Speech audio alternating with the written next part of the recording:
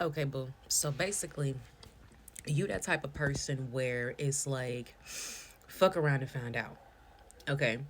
Because people need to understand that you have been giving so much grace in the midst of them just in their negative gestures towards you.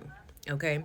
You have been respectful to people that was straight up disrespectful towards you. And it's at a point where you gave people so much grace. You kept continued to rise above things even though you knew you could have said something, but you always spared these people's feelings.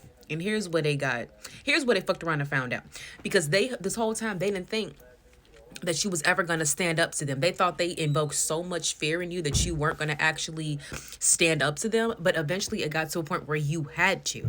Okay? Because they disrespected you one too many times. You let them slide one too many times. You brushed under the rug one too many times. And the more that people get comfortable disrespecting you and walking all over you, the more they will continue to do it. You defending yourself against disrespect does not make you a bad person, makes you a strong person, makes you a courageous person, because people want to run their mouth constantly to you. But then the minute that you have something back to say, they, oh, no, no, you can't say that to me. Why can't I? You said it to me. You gave me that energy. So now that I've matched your energy, now that I've mirrored your energy, all of a sudden I'm the bad guy. Yeah, baby. You threw so much heat and you didn't want the smoke. If you don't want the smoke, don't play with fire, because, baby, I will go to war with my emotions and I will play with fire. I'm not afraid to play with fire when it comes to my emotions. And if you do not want the smoke, do not ignite no heat if you can't take the smoke. What has happened is people have tried you one too many times, and you finally got fed up.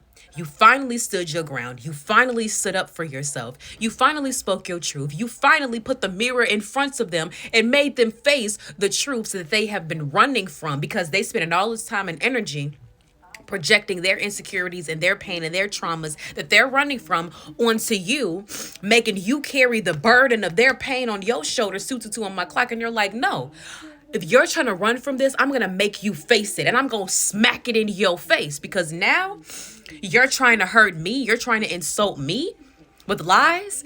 Baby, I can end you with the truth.